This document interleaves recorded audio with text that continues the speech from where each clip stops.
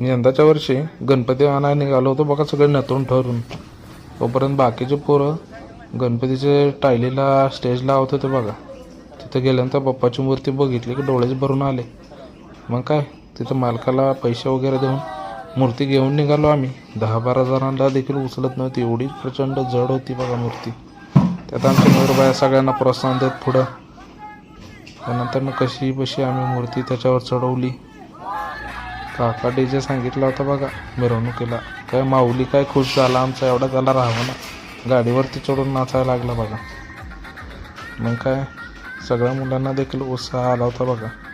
DJ देखील आणि गणपती बाप्पाचं देखील आगमन होतं. त्यामुळे आमचे जुनेद भाई एक कमी नाहीत बघा. माऊली गाडीवरती डीजेचं चढलं म्हणून जुनेद भाऊ पण चढलेत वरती. त्यानंतर माळेगावातून बघू शकता प्रचंड अशी गर्दी होती बघा रस्त्याने.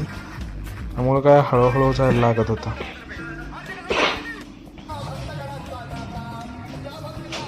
त्यात आमच्या मंडळाची संख्या कमी, त्यामुळे बघू शकता बोर्डावरती लिहिलेलं आहे संख्या कमी रिस्क जास्त.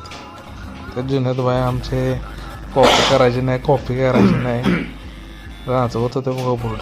चौकात आल्यानंतर पोरांनी पार मग फटाकड्याचा धुरळा करून टाकला बघा. अर्धा तास फटाकडं काय थांबत नव्हतं. त्यात आमचं जयदीप भैया माझे अध्यक्ष काय फटाकडं लावायला काय कमी केलं नाही बघा. त्यांनी लय खर्च केला होता. शेवटी मीच म्हणलं बास करा रे आता फटाकडं वाजवायचं, आपल्याला पुढं बी जायचं आहे, अजून लांब आहे आपल्याला जायचं.